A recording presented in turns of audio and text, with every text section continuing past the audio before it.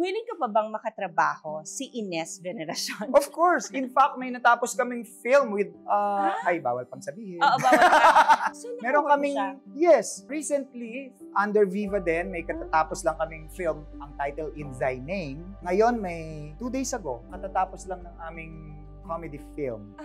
So, okay kayo? Of course. Wala kayong, bad blood? Actually, best friends kami. Sobra. Yung anak niya ay para kong anak. Pero hindi mo anak, Biologically, hindi. Okay. Pero, hindi ko Parang alam kung anong trato term sa'yo. doon. Oo. Foster parent. Uma-attend ako sa parent teacher association. Kasama ko siya palagi.